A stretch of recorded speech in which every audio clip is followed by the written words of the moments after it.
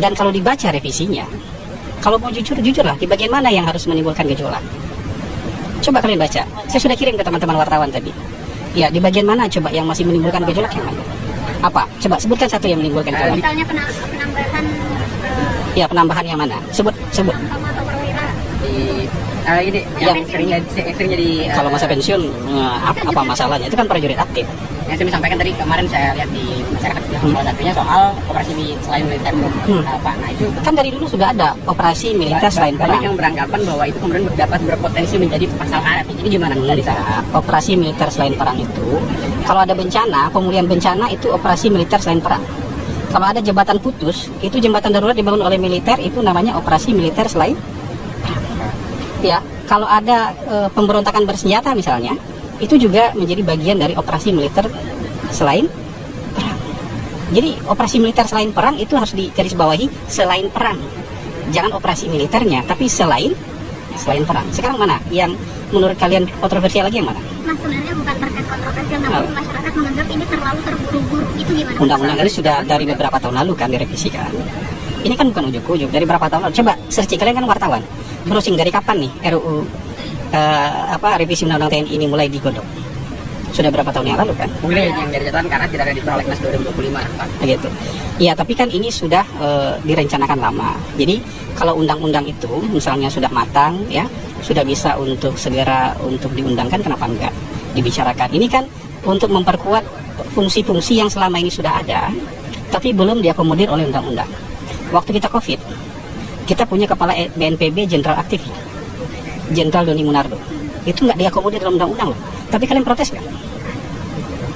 Ada jenderal aktif memimpin BNPB, jadi ketua Satgas COVID. Nggak pulang-pulang, dia mungkin setahun dia nggak pulang-pulang itu untuk menangani COVID. Almarhum Jenderal Doni Munardo. Ada yang protes nggak? Tapi itu belum ditampung dalam undang-undang. Hari ini diformalkan dalam undang-undang bahwa BNPB boleh dijabat oleh TNI aktif. Ada masalah nggak dengan itu? Jadi kira-kira seperti itu. Jadi sekarang itu yang dicari-cari kemarin, yang hantu-hantu, yang pasal-pasal yang dianggap kemarin menakutkan tuh setelah dicari nggak ketemu kan? Kalau nggak ketemu kenapa masih marah? Ya kecuali kalian bisa tunjukkan mana yang bermasalah. Ya, kecuali kalian bisa tunjukkan mana yang bermasalah, baru kita bahas. Kalau nggak ketemu kenapa masih marah? Artinya pesan untuk masyarakatnya secara khusus. Sekarang itu justru jabatan-jabatan itu dikunci. Di dalam undang-undang itu ada 15 jabatan. Selain 15 jabatan ini, kalau mau diisi oleh TNI aktif, maka dia harus mundur atau pensiun. Justru pasalnya sangat tegas. Ini jabatan yang boleh buat TNI aktif. Di luar jabatan ini, maka dia harus pensiun atau mundur. Ini pasal yang sangat clear, sangat terang benderang, dan ketakutan-ketakutan yang selama ini digembar-gemborkan di media sosial nggak ada. Kalian sebagai wartawan juga nggak bisa sebutkan kan? Pasal mana yang hari ini harus menimbulkan ketakutan, yang mana? Dalam versi Surya SBY itu baru 10 tahun. Pertumbuhan ekonomi 6,2.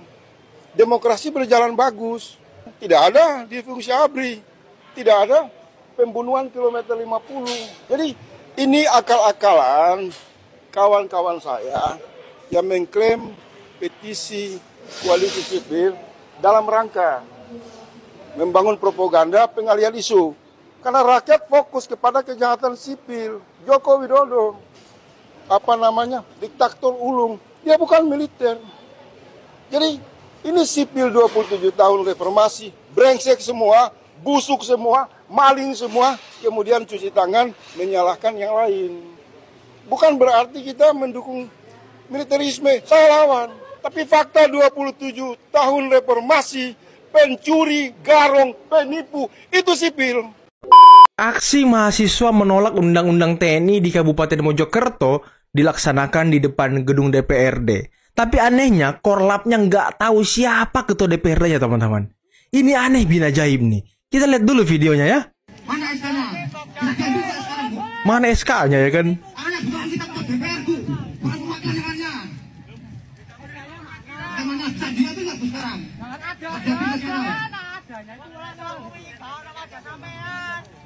Sekarang juga apa?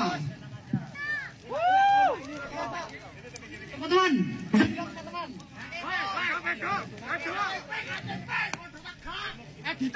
Ada yang teriak editan ya kan.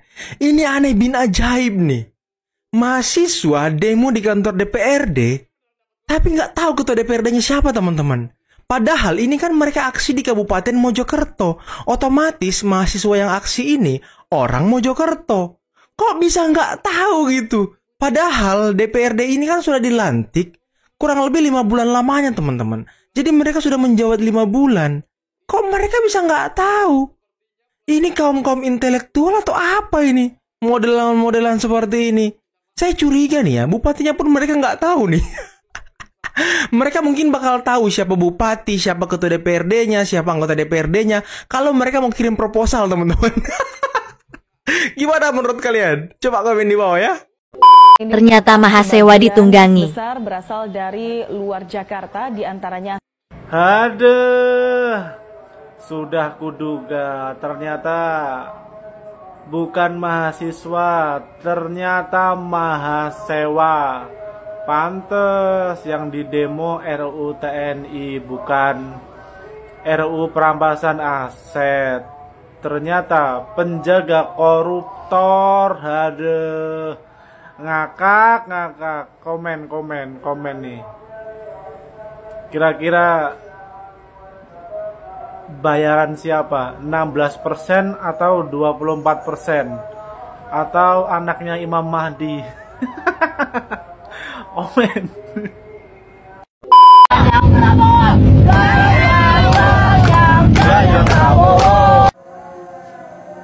Ganyang Prabowo diasmu kuwi. Yang perlu diganyang tuh kalian. Karena kalian sudah tidak punya adab sama sekali. Karena kalian sudah tidak berideologi Pancasila lagi. Jika kalian masih berideologi Pancasila, sifat dan perilaku kalian tidak seperti itu, wahai para mahasiswa. Yang perlu diganyang itu kalian. Yang perlu dibedah, di-scan itu otak kalian. Ada apa sebenarnya di dalam otak kalian? Allahu Akbar. Jangan seperti itu, wahai para mahasiswa. Kalian itu berpendidikan, tapi adab kalian nol. Saya meyakini bahwa ini ada aktor intelektual di belakang mahasiswa, yaitu mereka berasal dari keturunan berideologikan komunis. Yang kedua adalah orang-orang yang menjadi operator tindak pidana terorisme. Dan ini kita patut waspadai. Kita harus pantau betul ya, pergerakan-pergerakan ini bukan pergerakan tentang undang-undang TNI, bukan pergerakan menolak undang-undang TNI, tapi mereka sedang merancang bagaimana supaya ada korban jiwa dari mahasiswa. Ini aktor intelektualnya itu bagaimana supaya mahasiswa ini menjadi alat untuk menghancurkan negara. Mereka berharap agar supaya ada mahasiswa yang kemudian nanti terkena peluru. Itu yang mereka inginkan. Pihak TNI, Bapak Panglima, ya, saya minta untuk menginstruksikan anggotanya ke bawah, jangan sampai terpancing. Karena tujuan mereka, ya, mahasiswa menjadi martir, ya. Mereka berharap agar supaya ada tindakan represif dari TNI maupun Polri, dan tujuannya mereka adalah agar supaya seolah-olah demonstrasi ditanggapi dengan peluru. Itu Bapak Kapolri dan juga Bapak Panglima TNI. Demo tolak RUU TNI di Surabaya memperjelas semuanya nih. 8 tuntutan aksi massa di Surabaya. Nih 8 poin tuntutan demo tolak undang-undang TNI di Surabaya. Poin 1 sampai 8 dibaca semua. Terus poin nomor 5 kalian bacanya harus dengan seksama biar jelas. Tarik militer dari semua tanah Papua. Udah jelas dong, nggak mungkin nggak. Kalau nggak jelas ya udah nggak tertolong. Ya, ternyata buzzer itu bukan cuma ada di dunia maya. Di dunia nyata pun banyak. Yang bayarannya cuma nasi kotak. Dan media besar pun juga ada yang jadi buzzer. Kalian tahu kan? Menghalalkan segala cara demi mencapai titik-titik. Kalian isi sendiri di kolom komentar. Salam jigis.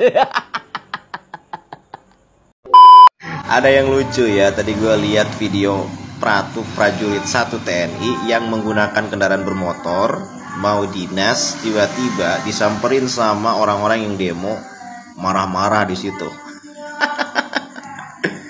Dia esensi demo aja nggak tahu gitu.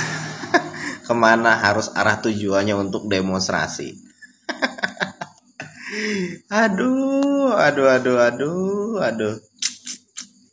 Sebenarnya kalian mau apa sih? Mau membatalkan RUU TNI, ya kan? Sudah baca belum isinya apa? Kira-kira merugikan atau tidak? Coba dikaji dulu sebelum ngebacot. Apalagi bilang mau beli rompi anti peluru. Nah,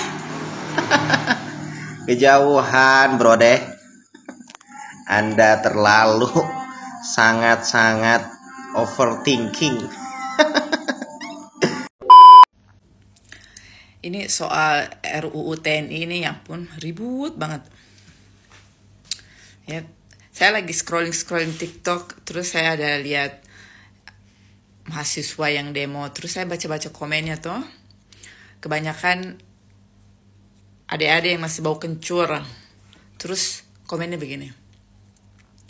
Ini kalau tidak ada kakak mahasiswa, pasti Indonesia masih dipegang eranya Pak Soeharto katanya.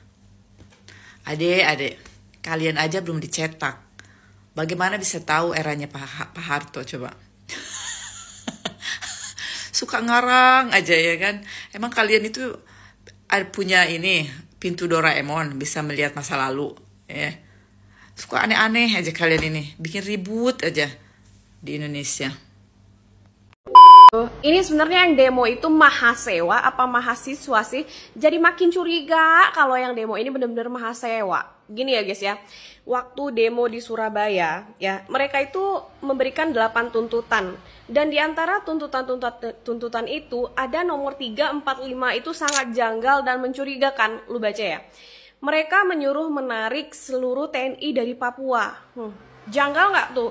Gimana bisa di daerah konflik dia menyuruh menarik seluruh TNI dari sana, sedangkan benar-benar suatu daerah itu membutuhkan perlindungan untuk pertahanan kedaulatan. Dan juga mereka menyuruh menarik TNI itu dari ranah cyber. Lo gimana? TNI memang harus diberdayakan untuk menangkis ancaman dari cyber, gitu kan logikanya. Abis itu yang paling lucu adalah mereka menuntut pemerintah untuk menarik seluruh TNI dari teritorial. Maksudnya teritorial di sini mungkin TNI yang menjaga perbatasan gitu ya. Lah ini kocak bener. Kalau misalnya tidak ada yang menjaga teritorial Indonesia, itu akan mudah banget penyusup masuk ke sana. Ini beneran mahasiswa yang demo. Jadi curiga saya kalau ini mahasiswa ya. Karena untuk mengartikan perkata aja ya dalam tuntutan itu mereka nggak bisa. Lihat, kalau seandainya TNI ditarik dari Papua, lihat nih berita barusan ini ada 6 guru di Bunbun kemarin banget di Papua ya. Itulah di Papua itu sampai sekarang masih dibutuhkan TNI di sana selain menjaga warganya juga untuk berkolaborasi. Nah lihat, TNI pun bisa menemani bahkan mengajar di SD-SD di Papua. Jadi untuk adik-adik kalau memang mahasiswa harusnya bijak dulu sebelum turun aksi. Kalau begini caranya nih kayak yang di demo ini, orang akan curiga kalian bukan mahasiswa tapi mahasiswa gitu ya guys ya. Be smart. Jadi tagar ini kemarin sempat trending kan di X. Ini sesuatu yang miris tapi di saat yang sama bikin pengen ketawa gitu.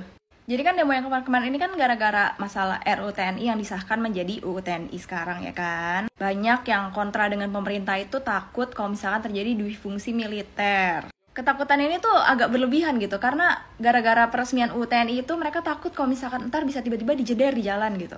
Jadi sampai-sampai orang-orang tuh kayak rame-rame pengen beli rompi anti peluru. Tapi kalau misalkan kalian menggunakan tagar ini nih, dan ini terlaksana beneran gitu kan, presiden dan wakil presidennya turun, kalian tahu nggak apa yang akan terjadi dengan Indonesia? ganti presiden. Itu urusan yang udah belakangan lagi gitu. Yang pertama akan terjadi itu adalah untuk sementara waktu nih, Indonesia akan dipimpin oleh 3 menteri. Pertama, Menteri Dalam Negeri. Kedua, Menteri Luar Negeri. Ketiga, siapa coba? Menhan, Menteri Pertahanan.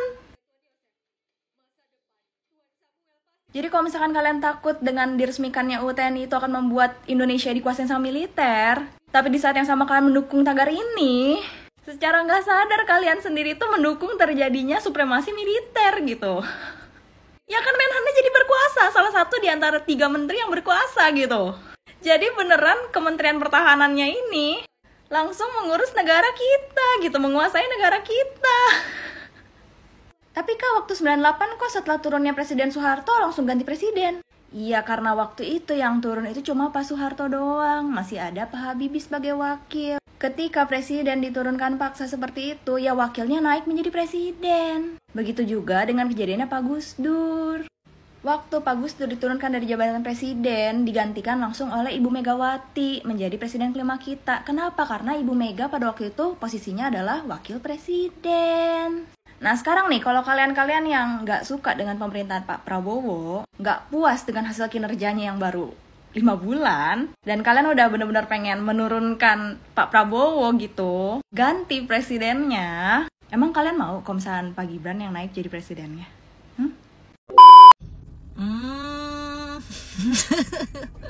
Jadi ini maunya Pak Anies presiden. Kalau Pak Anies presiden, Indonesia lebih maju dari Jepang. Ya. Guys, gue kasihan banget ya sama mahasiswa yang ditangkap kemarin pada saat demo. Gue kasihannya kenapa? Karena orang yang selama ini dibela sama dia, itu sama sekali tidak menolong dia. Kan mereka gencar banget tuh teriak-teriak ngata-ngatain presiden, Adili Mulyono dan lain sebagainya.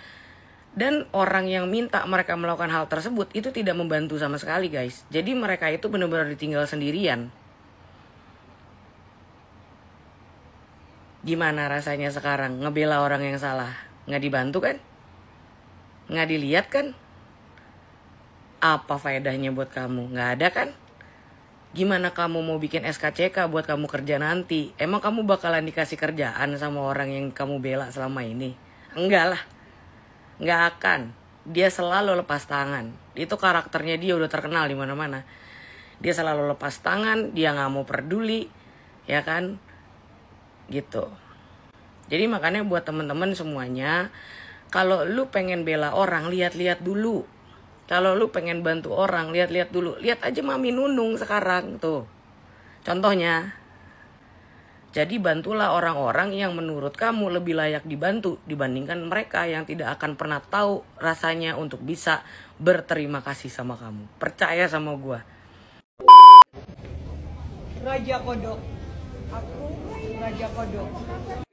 Apalagi ini. Ya Allah, kalau nggak nyenggol-nyenggol Pak Jokowi ini nggak hidup apa kalian ini? Sakit hatinya bener-bener parah banget ya. Udah selesai loh. Sekarang itu udah Pak Prabowo nih, gila mereka nih. Jadi gila ini. Jadi mereka ya sudahlah, tapi ini hak mereka sih, mereka punya hak. Mereka punya hak kayak gini, ini biarin aja. Pak Jokowi pasti nggak akan aware tentang ini. Dan akhirnya saya memang setuju dengan salah satu podcast kalau nggak salah dari Bali ya, bahwasanya Pak Jokowi ini benar-benar mengorbankan diri dia di Pilpres 2024 ini. Karena semua tertuju kepada Jokowi. Tertuju kepada Jokowi, istrinya, anak-anaknya, semuanya yang dijadikan targetnya itu adalah keluarga Jokowi. Udah nggak ada lagi ada cebong kampret ya kan. Jadi benar-benar orang-orang ini, dan orang-orang ini sebenarnya jelas ya, dari mana kita udah ngerti ya, dari Partai Merah lah kan. Mereka ini udah ngerti kita orang-orangnya itu kan, dari mereka dari mana orang-orang ini udah ketahuan banget.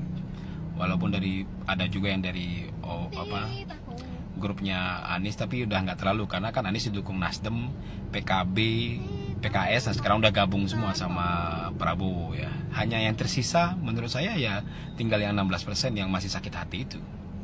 Nah kalaupun ada yang dari grupnya Anies itu paling yang dulu ya orang-orang yang latar belakangnya HTI, FPI dan sebagainya itulah. Nah jadi mereka ini nggak henti-hentinya bagaimana mencaci maki, merendahkan Jokowi. Jadi Pak Jokowi ini memang pengorbanan terhadap negara ini sangat luar biasa. Dia rela loh dijelekin dirinya sendiri, istrinya begini, anak-anaknya, gila banget.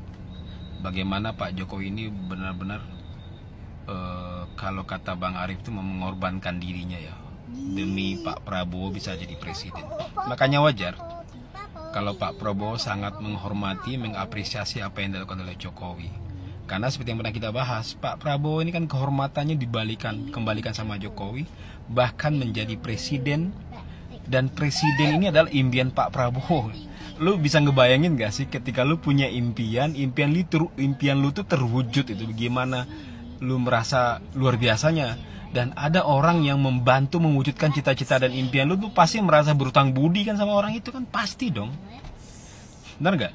Contohnya nih, lu ingin jadi pengusaha, misalnya jadi pengusaha beraset 100 miliar, nanti ada orang yang mensupport lu mewujudkan itu dalam momen tertentu belum mencapai puncaknya, itu gimana rasanya. Dan lu pasti berhutang budi sama orang itu, dan lu pasti mau melakukan apa saja terhadap orang itu. Pasti, kalau menurut saya juga begitu gitu. Semua manusia pasti begitu. Jadi sia-sia aja lu kalian ya. Sia-sia aja kalian mau memisahkan Prabowo dengan Jokowi, itu sia-sia. Karena mereka ini orang-orang yang sama-sama tulus, orang-orang yang sama ikhlas untuk kepentingan bangsa dan negara. Nah, di sisi lain bagi kalian-kalian yang memang merasa itu tidak benar atau keadilan dalam sisi kalian, ya kalian hanya 16%. Nah, 58% mendukung Pak Jokowi dan Prabowo. Dan teman-teman dulu yang memilih Anies pun, ya yang dulu pendukung Nasdem, PKB sebagainya, sekarang udah mendukung Prabowo, saya yakin. Paling hanya tersisa 5% lah. 5% dari orang-orang lama yang dulu juga pendukung Prabowo sebenarnya, orang-orang PKS ya, yang dulu pendukung Prabowo beralih ke Anies dan gitu kan. Paling ya mappingnya paling begitu aja. Nah, jadi kemenangan Anies 24% itu pasti ada orang PKB-nya, ada orang Nasdemnya, ada orang PKS-nya kan. Pasti itu. Nah, sekarang PKS sudah dukung Prabowo, PKB merapat banget, Nasdem merapat banget, ya sisanya ya 16%. 16% tuh dulu termasuk saya, tapi saya udah nggak ikut ya. Berarti saya dari 0,00%. Saya udah nggak ikut ya 16%, walaupun saya dulu pemilih 16%.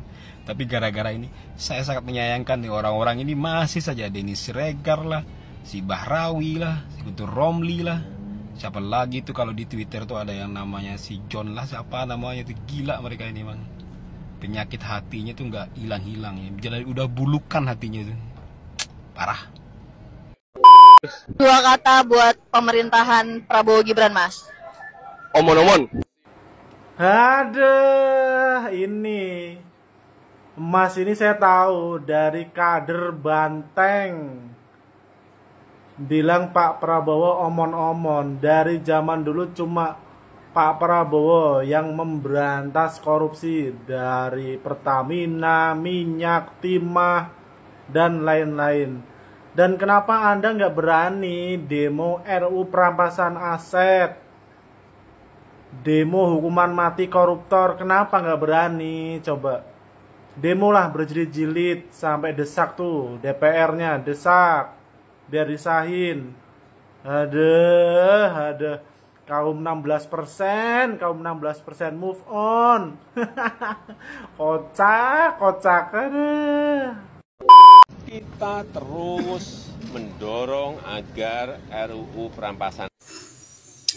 Ini dengar, anak-anak mahasiswa, pembenci, penjahat, penghina, penghujat, pencaci. Umur kalian masih muda, masih banyak cita-cita dan pemikiran dan pengalaman dan kebaikan dan kesejahteraan yang ingin kalian kejar. Masih banyak diri kalian belum kalian perbaiki. Masih banyak pengalaman kalian yang belum kalian alami. Jadi janganlah kalian seakan menjadi raja dan sok pintar di bangsa ini. Kalian masih banyak bimbingan, masih banyak bantuan yang kalian perlukan dari orang-orang dan dari semua orang. Kalian bukan orang yang begitu hebat dan pintar. Setinggi pun kalian, sehebat pun kalian, dan gelar apapun kalian, kalau hati dan hati kalian dan pikiran kalian dan akal kalian tidak kamu jalankan, dan hati tidak bersih dan baik, setinggi pun pengalaman tetap menjadi orang yang jahat dan bodoh. Dengan tuntutan kalian bahwa Pak Jokowi merampas hak bangsa dan negara dan atau hak rakyat, ini keterangan dari Pak Jokowi. Berapa kali Pak Jokowi telah mendorong, telah menyampaikan kepada DPR, MPR, dan semuanya untuk selesaikan RUU perampasan aset di bangsa ini. Sudah berapa kali disampaikan Pak Jokowi kepada rakyat dan masyarakat juga, dan mungkin kepada kalian juga. Apakah kalian itu orang budek? Apakah kalian itu tuli dan tidak pernah melihat, seakan tidak tahu dengan penjelasan Pak Jokowi? Sedangkan orang di ujung dunia, orang sudah mati, lagi sudah tahu, lagi mengenal bagaimana sosok Pak Jokowi, lagi tahu dan kenal apa yang dikatakan Pak Jokowi kepada bangsa ini. Tetapi kalian bersampingan dan berdampingan dengan Pak Jokowi sebagai anak bangsa dan sebagai mahasiswa, dianggap orang yang pintar dan bijaksana, tetapi hilang akal dan hilang ingatan rupanya. Kalian tidak tahu dengan baiknya dan terbaiknya Pak Jokowi memimpin bangsa dan negara ini dan mengajukan RUU Undang-Undang Perampasan Aset itu. Jadi janganlah kalian buta mata dan buta hati dan buta telinga di dalam menyikapi perkembangan dan kebaikan bangsa dan negara ini sebagai orang pendidikan dan kebenaran. Sekarang kami rakyat sedikit pun tidak akan percaya lagi dan tidak akan lagi mengharapkan dari anak-anak mahasiswa untuk bangsa dan negara yang akan seterusnya. Tidak guna kalian kami harapkan rupanya. Harapan kami selama ini sudah tidak bisa dipercaya karena mahasiswa bukan mahasiswa seperti dulu. Rupanya mahasiswa zaman sekarang mahasiswa penjilat dan rakus dan tidak mementingkan hak bangsa dan negara dan rakyat, cuma mementingkan pribadi dan isi perut sendiri untuk kebutuhan kalian sehari-hari untuk makan dan minum. Cuma nasi bungkus dan uang 100.000 itu yang kalian pentingkan untuk kalian sehari-hari, bukan untuk bangsa dan negara, bukan untuk rakyat. Contohnya, berapa lama Pak Jokowi mensuarakan dan atau menuntut undang-undang RUU perampasan aset ini. Sedikit pun kalian tidak akan berteriak, sedikit pun kalian tidak melakukan demo, sedikit pun kalian tidak ada mendesak DPR. Kalau hanya tangan Pak Jokowi sendiri, bagaimana kalau bukan dorongan dari kita-kita dan dari rakyat? Karena kalian takut, jika kalian mendemokan RUU perampasan aset itu nanti menjerat leher kalian sendiri dan isi perut kalian sendiri, karena kalian ada joinnya kepada koruptor-koruptor yang telah merampas bangsa dan negara ini. Contohnya sekarang sudah banyak yang tertangkap, sudah banyak mahasiswa yang dipenjara karena demo dibayar dari mereka-mereka itu dan orang-orang itu. Jadi saya minta adik-adik mahasiswa ini janganlah di mana-mana sok hebat dan sok hebat. Beda kepada anak-anak mahasiswa dari desa. Beda. Punya sopan dan santun, tetapi kalian di sana tidak ada peri dan kemanusiaan dan tidak menghargai orang dan tidak minta dihargai orang.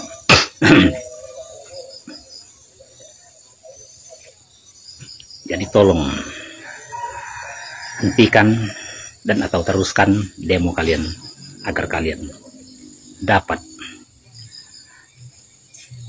hadiah dari Yang Maha Kuasa. Kejahatan kalian itu akan diterimanya secepatnya dari Allah Subhanahu wa Ta'ala. karena kalian mencaci dan memaki orang presiden yang telah dirahmati dari Yang Maha Kuasa untuk bangsa dan negara ini, dan disayangi dari Allah Subhanahu wa Ta'ala. Karena menjadi presiden itu bukan sembarang orang kalau bukan ada titisan dan atau rahmat dari Yang Maha Kuasa. Kalian lawan dan kalian musuhi orang itu, maka kalian bermusuh sama dengan melawan takdir Allah. Tidak semua orang yang bisa menjadi presiden itu. Silakan kalau bisa semua orang, silakan, saya tantang. Jadi kalian menantang yang baik, mencaci yang baik dan benar. Saya pastikan kalian akan mendapatkan musibah yang lebih besar untuk yang akan datang. Ingat, Allahu Akbar. Assalamualaikum warahmatullahi wabarakatuh. Jokowi tanpa kekuasaan masih diperebutin sama parpol. Ya iyalah, ya kali ada yang mau sia-siakan the power of Jokowi. Partai yang ono aja tuh ya, karena udah terlanjur sakit hati gitu, jadi terpaksa membenci Jokowi gitu, terpaksa gitu cari gara-gara sama Jokowi, terpaksa gue bilang mah. Demi harga diri, ya demi harga diri parpol, bukan demi rakyat. Sekali lagi, dari dulu juga masyarakat Indonesia itu sukanya ke Pak Jokowinya, bukan parpolnya. Justru masyarakat Indonesia yang tidak suka Pak Jokowi dari dulu itu disebabkan karena parpolnya dulu. Pakai heboh segala lagi umumin kalau Pak Jokowi udah nggak di partai itu. Ya elah, masyarakat Indonesia juga udah pada tahu kali dari dulu, ya kan? Justru itu harapan masyarakat dari dulu sebenarnya. Dari sejak Pak Jokowi menjabat itu sebenarnya masyarakat itu pengennya, aduh keluar aja nggak sih Pak dari parpol itu, ya kan? Karena lu itu, ya tanpa parpol itu di atas, ya. Tapi parpol itu